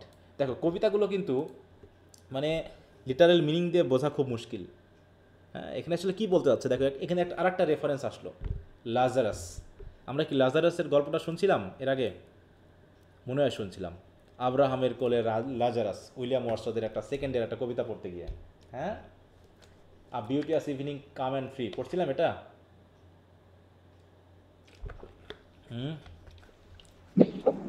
G sir, পড়া হয়েছিল। ওখানে একটা গল্প হয়েছিল, হ্যাঁ, সেখানে দেখানো হয়েছিল যে লাজারাস ছিল হচ্ছে একজন গরিব, এবং মানে কি এত গরিব এবং অসুস্থ যে সে কী করা হতো, তাকে নিয়ে গিয়ে, যেহেতু তারা গরিব ছিল, তাকে নিয়ে গিয়ে এক ধনী পরিবারের যে ডাস্টবিন আছে সেখানে তাকে বসিয়ে রাখা হতো। সে ছিল কুষ্ঠরোগী, এরকম আর কি ব্যাপারটা, কুষ্ঠরোগী, এবং খাবার দাবার পাইতো না বিধায় ওই যে ধনী ব্যক্তিরা রাজপ্রাসাদে থাকতো, তাদের খাবার দাবার করার পর যে গোটা গাড়া পড়ে থাকতো, তাই তো সেইগুলো এনে যখন ডাস্টবিনে ফেলা হতো, সে তখন ওইগুলোই ওই কুকুরের সাথে এটা ওটার থেকে ভেঙে খাইতো। যেমন করে পাগলেরা বা আমাদের দেশেও দেখি, হ্যাঁ, ডাস্টবিনে বসে বসে মানুষ খায় অনেক সময়। তো সেই রকম সে অসুস্থ ছিল, কিন্তু বয়স হয়ে গেল, লাজারাসও মারা গেল, ওই ধনী ব্যক্তিও মারা গেল। ঠিক আছে, তো ধনী ব্যক্তি মোটামুটি দুর্নীতি করে রাজপ্রাসাদ বানিয়েছিল, সে চলে গেল নরকে। আর লাজারাস, তার তো কিছুই ছিল না, তার হিসাব দেওয়ারও কিছু নেই, তার পাপেরও কোনো কারণ নেই, তাই সে গেল কোথায়? স্বর্গে। সে আছে স্বর্গে। তো ধনী ব্যক্তি হেল থেকে দেখতে পাচ্ছে, এটা গল্প তো একটা এরকমই, ধনী ব্যক্তি হেল থেকে দেখতে পাচ্ছে যে লাজারাস এখন সে আব্রাহাম, আমাদের যে আদিপিতা নাকি, তার কোলে বসে আছে। তখন এই ধনী ব্যক্তিটা ওই আব্রাহামকে বলতেছে, ঠিক আছে তো, ডেকে যে মানে আমাকে যেন আব্রাহাম, মানে যেহেতু নরকে আগুনে জ্বলতেছে, তখন আব্রাহামকে বলতেছে যে লাজারাসকে বলেন সে যেন, হ্যাঁ, আঙ্গুলের ফোঁটায়, হ্যাঁ, আঙ্গুলের অগ্রভাগে এক ফোঁটা পানি এনে যদি আমার জিভে দিত, তাহলে আমি খুব শান্তি পেতাম।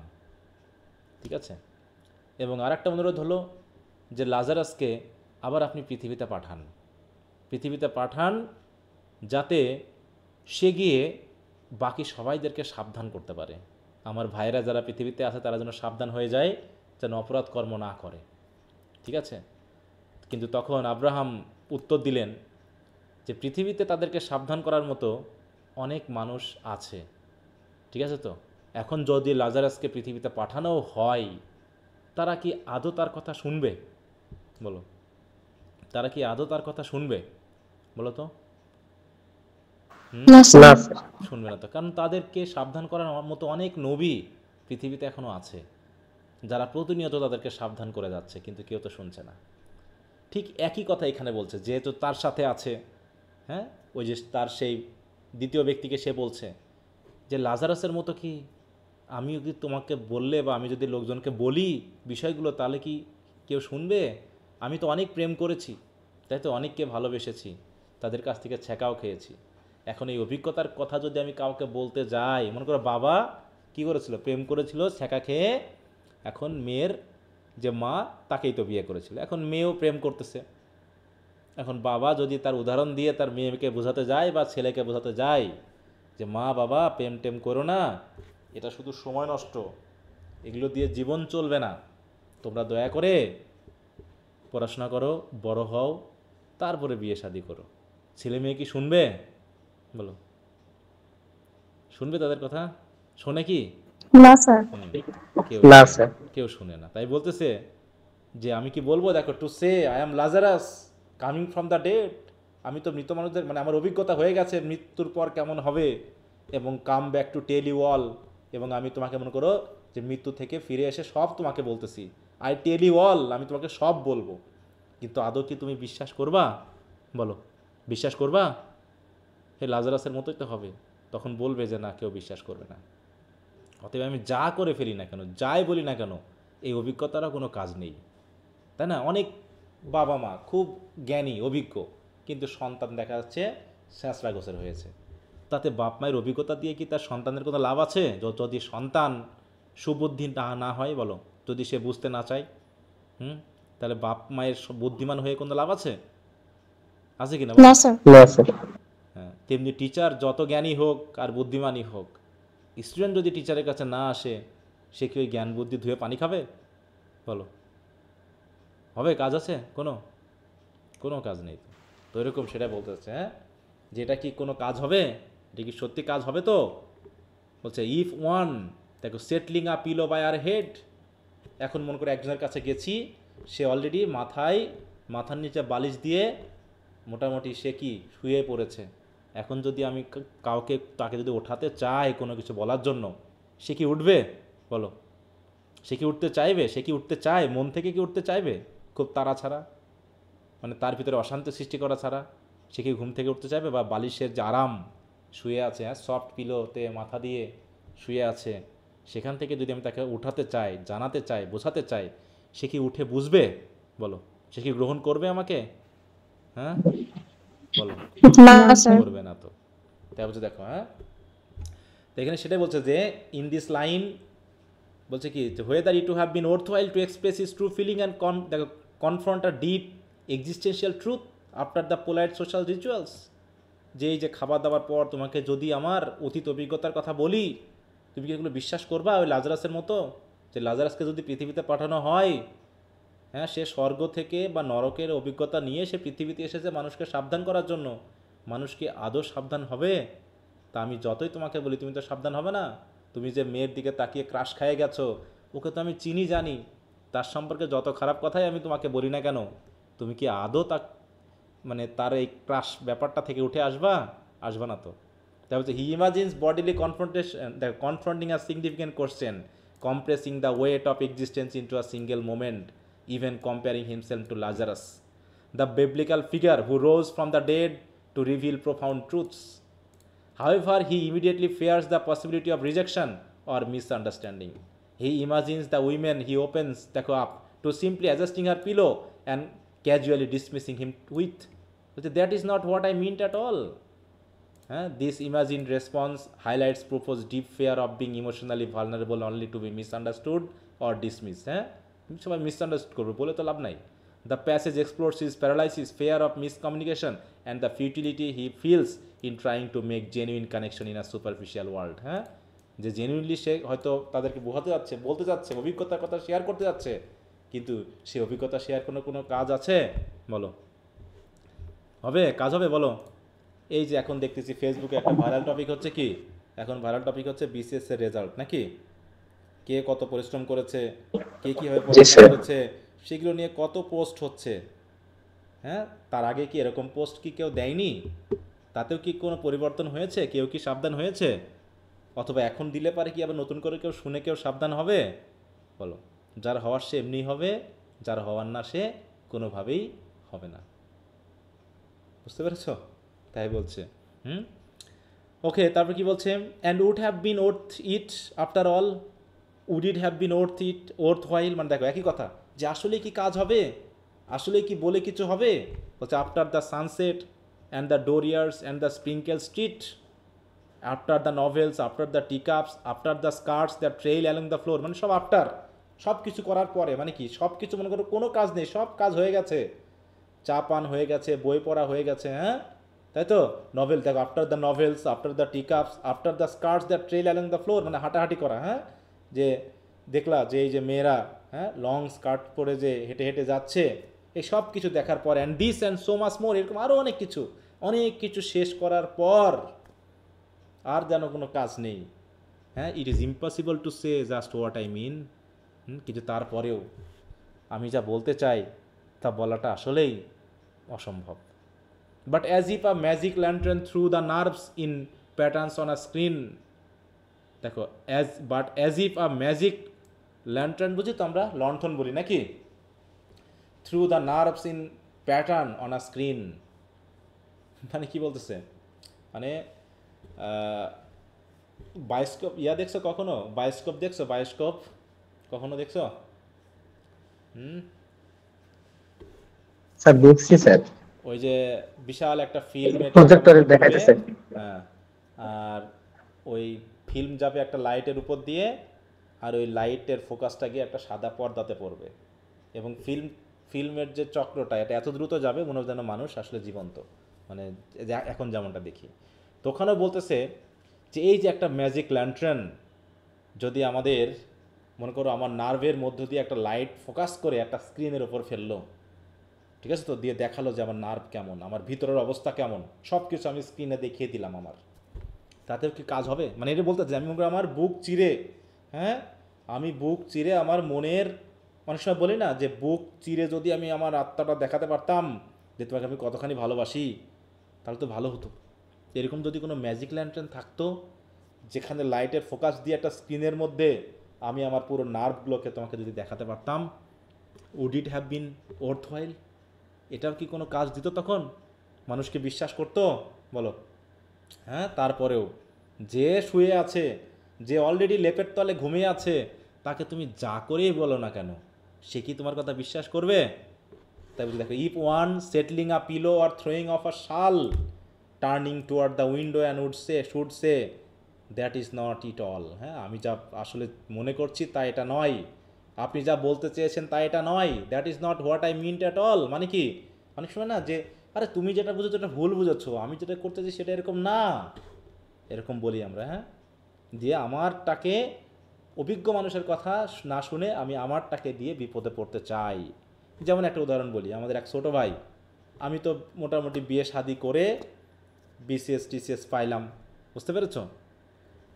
তো এখন আমাদের এক ছোটো ভাইয়ের বিয়ের জন্য কথা হচ্ছে, তা ও এবং ওর মা আসলো আমার কাছে, ঠিক আছে, তো শেষের সময় এসে যে মিলন এখন কি এর বিয়ে করা ঠিক হবে, এর বিয়ে করা কি ঠিক হবে, এরকম একটা প্রস্তাব নিয়ে এসেছে, ঠিক আছে। তো আমি তখন গ্রামেই, আমার পাশের গ্রামে, তা আমি আসলো, আমি বলছি যে মেয়ে ছেলে তো দুইজনই রাজি আছে, তাই না, আর যেহেতু সে এখনও চাকরি পায়নি, বিয়েটা কি এখন না করলে হয় না? তারা কি আমার কথা শুনবে? বলো, যে আমি মৃত অবস্থা থেকে ফিরে এসেছি, শুনবে আমার কথা? না স্যার, না স্যার। বলবে তুমি করেছো এই কথা, তুমি তো বিয়ে করে চাকরি পেয়েছো, তাহলে আমি পাবো না কেন? ওই যে বলবে যে আমি যেটা বোঝাতে চাইছি সেটা তো এটা না, সে তো আমার কথা শোনেনি, বুঝতে পেরেছো? হ্যাঁ, অনেকে হয়তো পেয়েছে কিন্তু সে এখনো পায়নি। সেটা আমার 40তম বিসিএস ছিল, আমার শেষ বিসিএস, আর সেটা ছিল তার দ্বিতীয় বিসিএস, বুঝতে পেরেছো? আমি পাইনি তখনও, কিন্তু সে এখনও কোনো চাকরি পায়নি, একটাও চাকরি পায়নি সে, এই গত 5 বছরে সে কোনো চাকরি পায়নি, বুঝতে পেরেছ? যে তুই বিয়ে করিস পরে কর, চাকরিটা পেয়ে কর, বলছে না তুমি পেয়েছো আমি পাবো না কেন, বুঝতে পারছো? তার আর একটা ইয়া ছিল হচ্ছে, সে হচ্ছে ইসলাম ইউনিভার্সিটিতে পড়া স্টুডেন্ট, আর আমি তো জাতীয় বিশ্ববিদ্যালয়ের স্টুডেন্ট। তাহলে মিলন যদি পায়, ওর বাপ মা এরকম কথা বলেছে, হ্যাঁ, যে মিলন যদি পায় তাহলে আমার ছেলে তারা ভালো চাকরি পাবে, বুঝতে পেরেছ? এরকম কথা বলা আমি ইয়া করছি না, কিন্তু আমি যেটা সাবধান করতে চেয়েছিলাম সে কি সেটা গ্রহণ করলো? বলো। বইয়ের সাথে কিন্তু ঝগড়াঝাটি হতো, তার ঝগড়া থামাতে আমিই গেছি তার বাড়িতে, বুঝতে পেরেছ? এরকম আর কি অবস্থা। শেষ পর্যন্ত তার কোনো চাকরি হয়নি, এখনও হয়নি, হয়তো বয়স শেষ হয়ে গেছে কিনা জানি না। তাহলে ওই যে বললাম যে আমি যতই বোঝাতে চাই, বুকটা চিরে যদি আমি তাকে আমার আত্মা দিয়ে বোঝাতে চাই, তাও কি সে বুঝতে চাইবে? চাইবে না তো। এই যে তুমি যে মেয়েটাকে প্রেম করতে চাচ্ছ, আরে আমি তো ওকে চিনি, আমি তো বলছি যে তুমি ওর সাথে প্রেম করো না, আমি তো এটা বলতেও সাহস পাচ্ছি না, কারণ তুমি তো আমার কথা বিশ্বাস করবা না, ঠিক আছে? তুমি যে আমার কথা বিশ্বাস করবে না, এরকম একটা দেখো ভয় আতঙ্ক, হ্যাঁ কী করবো বলে। কারণ ওই যে বলছে বারবার এক কথা, দেখো এই কথাটা কতবার বলছে, would it have been worthwhile after all, বলছে এটা কি আসলে কাজের হবে তো, তুমি কি এটা গ্রহণ করবা তো, এটা মূল্যবান কথা হবে তো, উড ইট হ্যাভ বিন ওর্থওয়াইল, দেখো কতবার বারবার বলছে, কারণ তার ভিতরে সন্দেহ কাজ করছে যে আসলে কি আমার কথাটা সে গ্রহণ করবে, হয়তো বা করবে না, এই জন্য বারবার একই প্রশ্ন সে করেই যাচ্ছে। হ্যাঁ, তারপর দেখো in this line proof of against question whether it would have been worthwhile to open up emotionally, দেখো ইমোশনাল কথাবার্তা কি তার সামনে বলে কাজ আছে, and reveal is innermost thoughts and feelings after experiencing so many ordinary yet meaningful moments, sunset, dooryards, streets, novels, teacups, and the graceful presence of women, he still hesitates. হ্যাঁ, এগুলো সব কিছু শেষ হওয়ার পরেও he feels that even with all of this experience behind him he can't express him clearly. দেখো যে আমার এত এক্সপিরিয়েন্স, তারপর আমি কারোর সামনে আমার এক্সপিরিয়েন্সটা বলতে পারবো না। কারণ কি, it is impossible to say just what I mean. কারণ আমি যা বলতে চাচ্ছি ওকে, সেটা তো সে বুঝতেই চাইবে না, বা আমি বোঝাতেও পারবো না। হি কম্পেয়ার্স হিজ নার্ভস, দেখো nervous thought to pattern thrown on a screen by a magic lantern, suggesting his inner life is vivid and disorganised and hard to articulate. মানে আমি আমার স্ক্রিনের উপর দেখে দিতে যাচ্ছি যে আমার জীবনে এরকম এরকম অভিজ্ঞতা, এরকম কিছু, কিন্তু কেউ বিশ্বাস করবে না।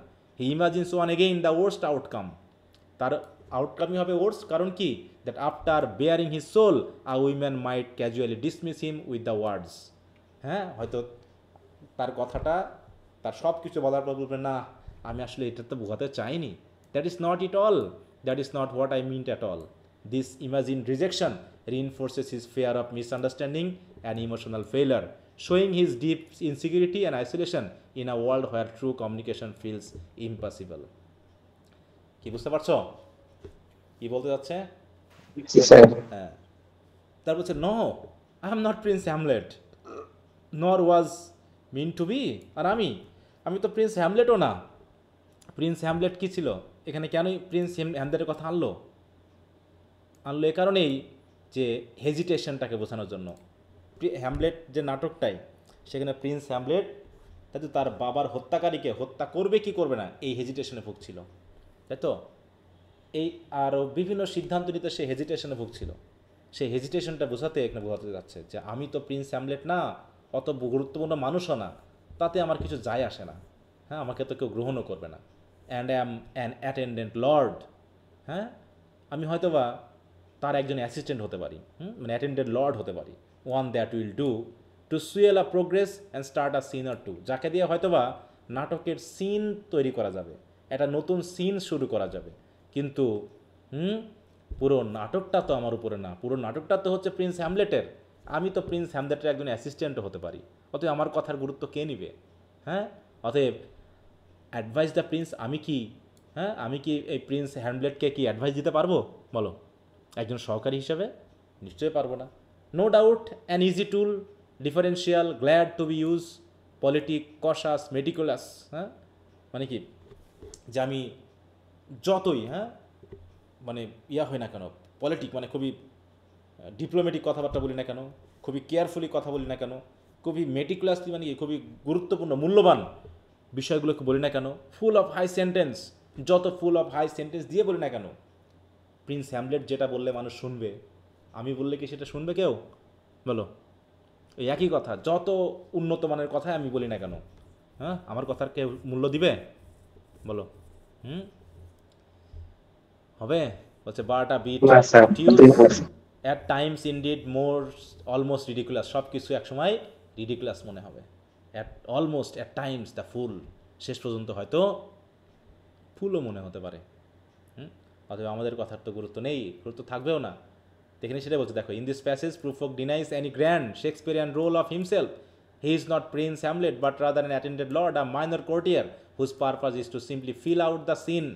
He seems himself are differential and useful, but ultimately subsidiary. Someone who swells a progress or starts a scene 1 or 2, তাই না, offers cautious advice, speaks in lofty but a bit obtuse language. হ্যাঁ, যত lofty কথা বলুক না কেন কেউ গুরুত্ব মানে দিবেই না। At times his over earnestness makes him almost laughable. হয়তো বা তার এত আগ্রহ, এই যে মাঝে মাঝে আমি তোমাদের প্রতি খুব আগ্রহ দেখাই, হ্যাঁ, হয়তো তোমাদের কাছে খুব হাস্যকরও মনে হতে পারে। এত কিছু করলো স্যার, কিছুতেই কাজ হলো না, ঠিক আছে? তো এরকম ওভার এয়ারনেসনেস হয়তো তাকে লাফেবল তৈরি করতেছে, শেষ পর্যন্ত বোকা বানিয়ে দিবে, underscoring his sense of social awareness and self doubt. সুতরাং by alluding Hamlet, Prufrock highlights his own perceived insignificance and fear that he will never be the bold hero of his own life, যে আমি কখনো hero হতে পারবো না, but rather a timid and ornamental bystander. হয়তো হতে পারি, কিন্তু পৃথিবীকে চালিয়ে না নেওয়ার জন্য ওই রকম কমন পিপল হতে পারি, কিন্তু প্রিন্স হ্যামলেটের মতো প্রিন্স হতে পারবো না। এত গুরুত্বপূর্ণ ব্যক্তি আমার পক্ষে হওয়া সম্ভব না। আর যদি হতেও পারবো না, তখন আমি যত বড় বড় কথাই বলি না কেন, যত হাই অ্যান্ড বোমবাস্টিং ওয়ার্ড ইউজ করে, হ্যাঁ, লফটি থট আমি যতই রিপ্রেজেন্ট করি না কেন, কেউ বিশ্বাস করতে আসবে না, কেউ মেনেও নিবে না, নিবে বলো, এটা আর কি। না স্যার। আচ্ছা, okay, so I grow old, I grow old, I shall wear the bottoms of my trousers rolled. কিছুদিন পর এই যে ট্রাউজারের যে বটমটা না, ওটা আমাকে রোল করে পড়তে হবে, কারণ তা না হলে ওই নেতিয়ে বেড়াবে, বলে না যে কাপড় অনেক সময় দুলে বেড়ায়, ওই দুলে বেড়াবে, মানে আমার আর সে শক্তি থাকবে না। হ্যাঁ, shall I part my hair behind, তখন কি আমার চুলগুলো যে জায়গাতে চুল আছে বড় করে রেখে বাকি জায়গাগুলো ঢাকার জন্য কি আমার চুলগুলো একটু পিছনে ফিরে দিব? বলো, অনেক আছে না যে কিছু চুল দিয়ে তার টাকটাকে ঢাকার চেষ্টা করে, করে কিনা? জি স্যার। তারপর সে আমি কি আমার চুলটাকে ডিফারেন্ট স্টাইল করে দিব নাকি? তারপর shall I part my hair behind, do I dare to eat a peach? বলছে I shall wear white flannel trouser আর walk up on the beach, তখন কি ওই যে সাদা ড্রেস পরে বিচের পাশে ঘুরে বেড়ালে কি কোনো কাজ হবে? বলো, I have heard the mermaid singing is to each. Mermaid, mermaid কি বলো তো?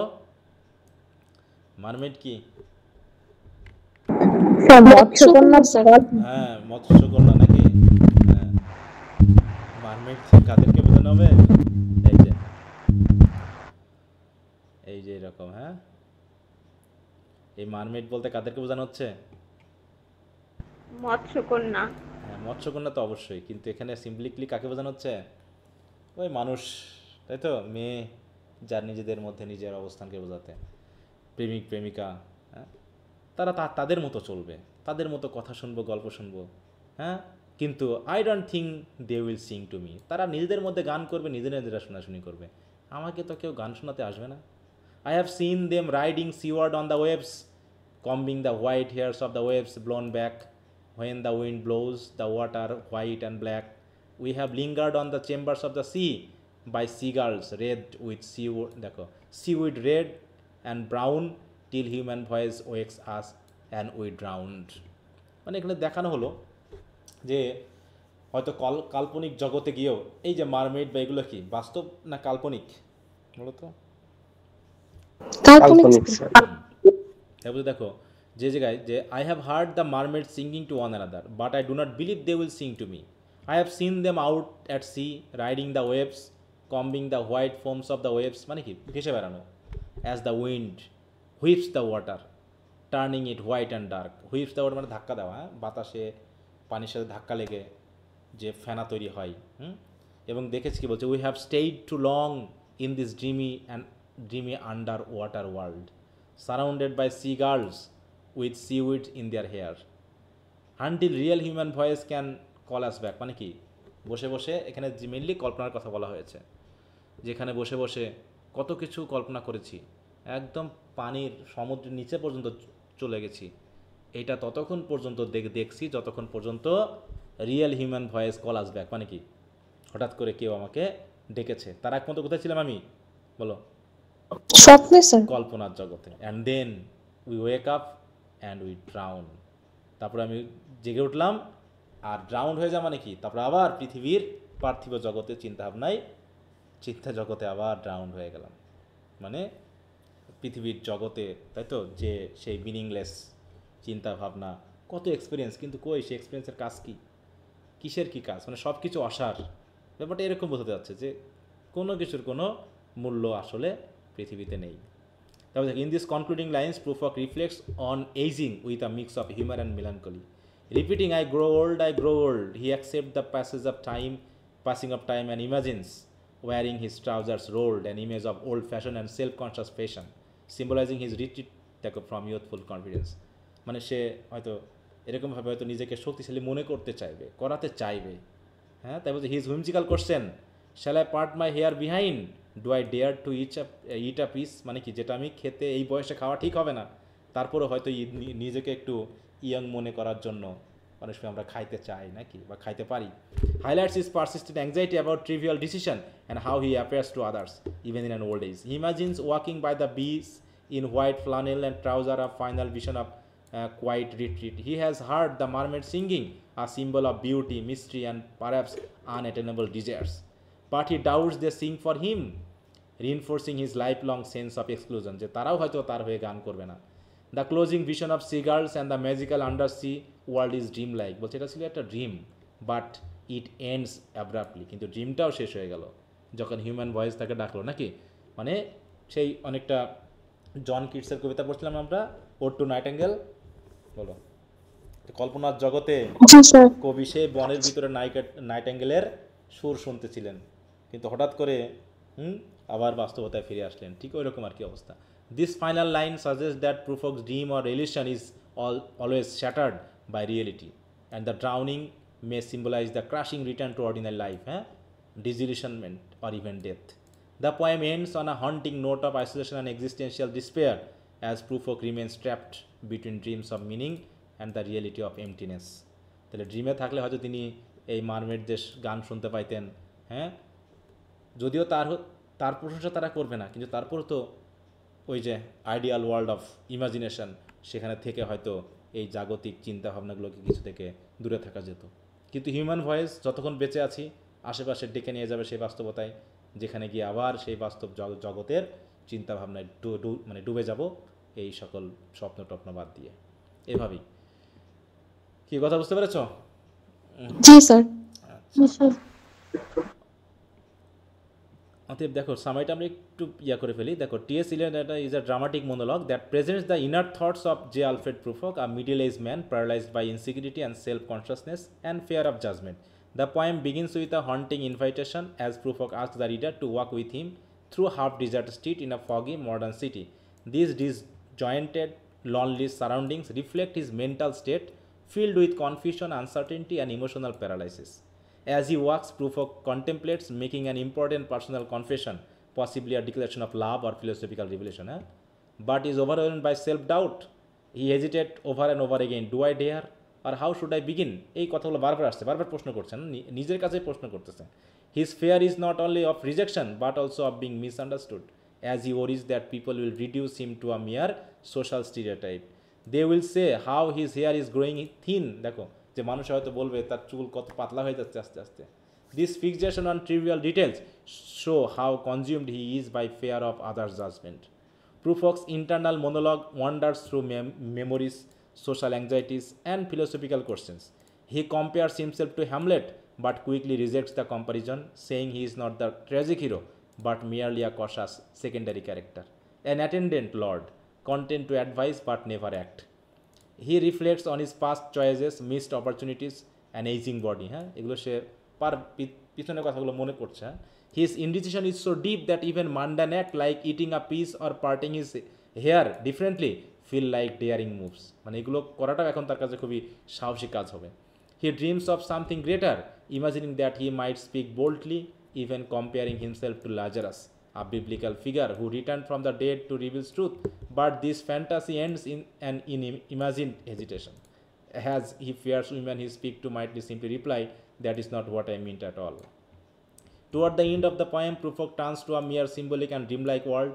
He imagines mermaids singing beautifully in the distance but believes they will never sing to him, symbolizing his feelings of alienation and unworthiness.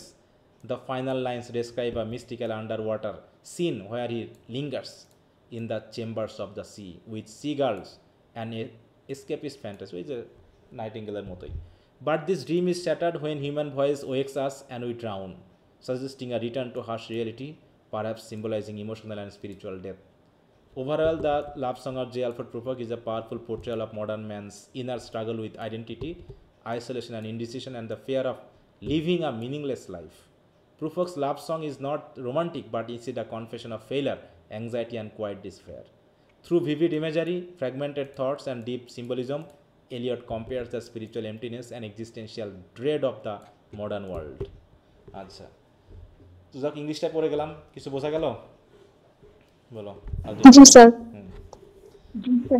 তা এত বড় কবিতা, meaning খুবই ছোট, একই কথা বারবার বলার মাধ্যমে দেখানো হয়েছে যে আসলে আমরা এক্স্যাক্টলি যা বলি, যা চিন্তা করি, তার বাস্তবায়ন কতটুকু আমরা করতে পারি। ওকে, তাহলে আবার একটু তোমরা পড়ে নিও, ক্রিটিক্যাল অ্যানালাইসিস সহ এগুলো একটু পড়ে নিবা সবাই, ভালো করে। জি স্যার। সবাই ক্লান্ত হয়ে গেছো যেহেতু অনেক বেজে গেছে। আচ্ছা, তো আগামী দিন আমরা যেহেতু প্রাইড অ্যান্ড প্রেজুডিসের ব্যাপারটা আছে, তাই না, ওইটা আগামী দিন আমরা শেষ করব, তারপরে আমরা ওয়েস্টল্যান্ডে চলে আসবো, ঠিক আছে? যতটা একটু আলোচনা করে দেওয়া উচিত। ঠিক আছে স্যার। আর আমি কোশ্চেনগুলো একটু প্রিপেয়ার করতেছি, কোশ্চেন আনসার আমি শীঘ্রই দিয়ে দিব, তোমরা একটু ভালো করে পড়তে থাকো। আর দেখতেইছো জাতীয় বিশ্ববিদ্যালয় একটু কিন্তু খুব কড়া হয়েছে দিন দিন, নাকি? জি স্যার, আগের থেকে অনেকটাই করা হয়েছে।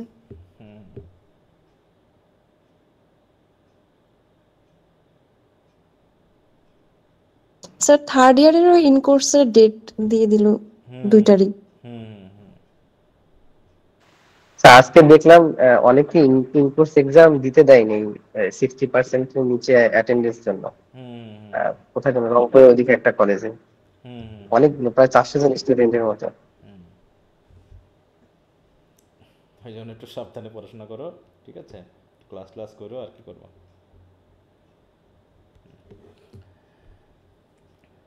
আচ্ছা, তো ঠিক আছে, তো সবাই ভালো থাকো। ওকে, তাহলে আগামীকাল। আসসালামু আলাইকুম স্যার। ওয়ালাইকুম আসসালাম, বাই। আসসালামু আলাইকুম স্যার। আসসালামু আলাইকুম।